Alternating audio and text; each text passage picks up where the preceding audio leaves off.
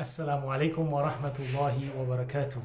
Alhamdulillah, we praise and we thank Allah subhanahu wa ta'ala profusely for all the gifts and all the favors that Allah subhanahu wa ta'ala bestow upon us. قال الله تعالى إنا نحن نحيي الموتى ونكتب ما قدموا وآثارهم وكل شيء أحصيناه في إمام مبين صدق الله العظيم وصدق الرسول الكريم ونحن على ذلك من الشاهدين والحمد لله رب العالمين.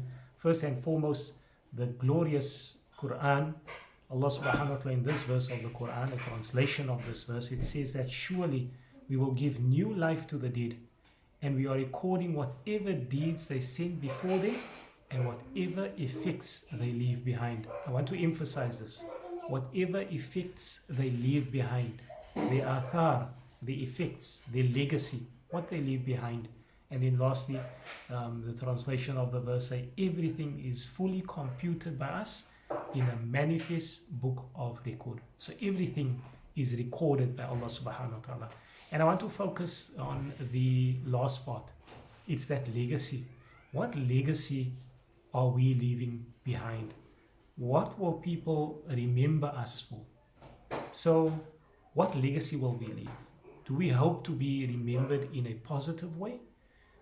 Most of us obviously do want to be remembered in a positive way. So let us ask ourselves, are we living our lives to reflect the legacy that we want to leave behind?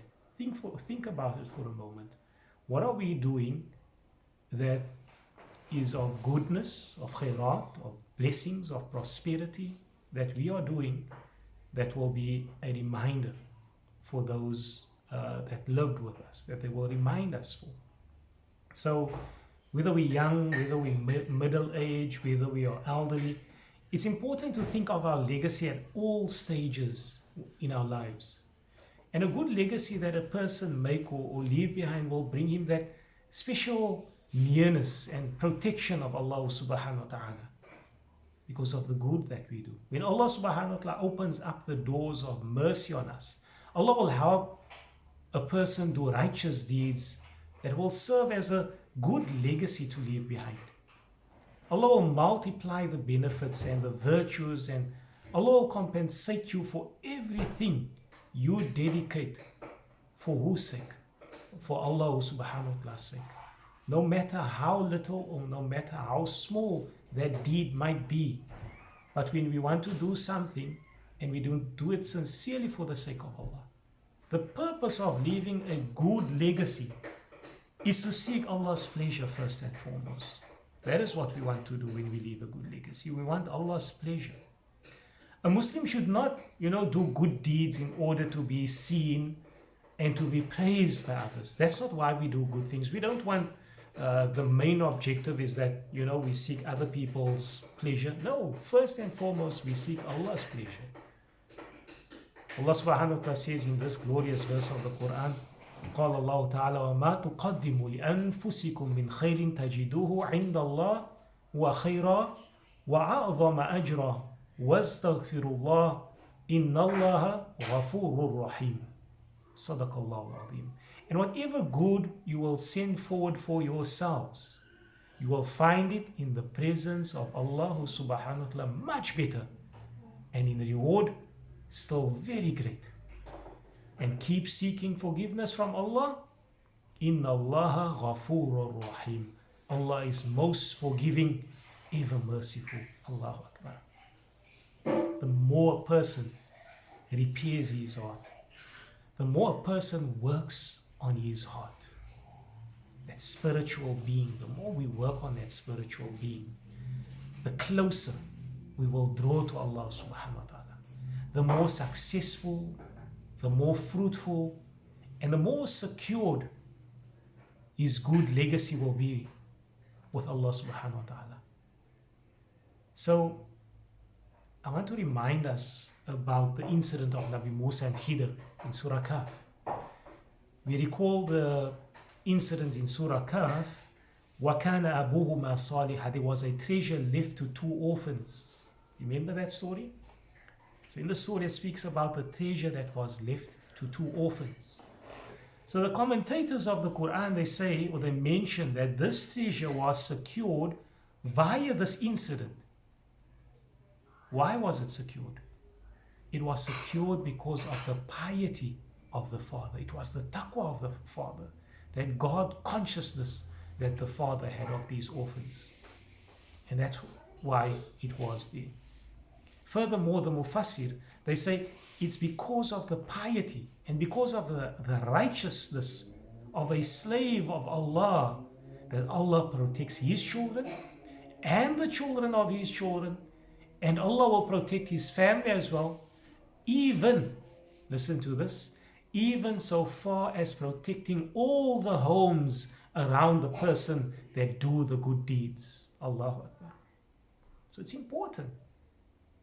Righteous deeds, it must be based on good intentions, obviously. It can't be based on, I want to be famous or known. No, it must be, the intentions must be pure, because إِلَيْهِ يَسْعَدُ الْكَلِمُ الطَّيِّبُ وَالْعَمَلُ الصَّالِحُ يَرْفَعُهُ. To Allah ascends all the good words and all the righteous deeds. Therefore, any legacy not, listen to this, any legacy not based on good intentions, that will be doomed. It will be doomed. So, we end off on a hadith of Rasulullah sallallahu alayhi wa sallam. عن أنس بن مالك عن النبي صلى الله عليه وسلم إن قامت الساعة في يد أحدكم فسيلة فإن استطاع ألا تقوم حتى يغرسها فليغرسها أو كما قال عليه الصلاة والسلام. What does the hadith say? The hadith says, if the hour, referring to Qiyamah, if the hour is about to be established and one of you was holding a palm shoot of the tree, the roots or something like that. One of you were holding a palm shoot. Let him take advantage of even 1 second before the hour is established in order to plant it. So even if it's about to be Qiyamah, but you have that moment that you can plant a seed in the ground, even if it's 1 second, then you must do it. Says the hadith.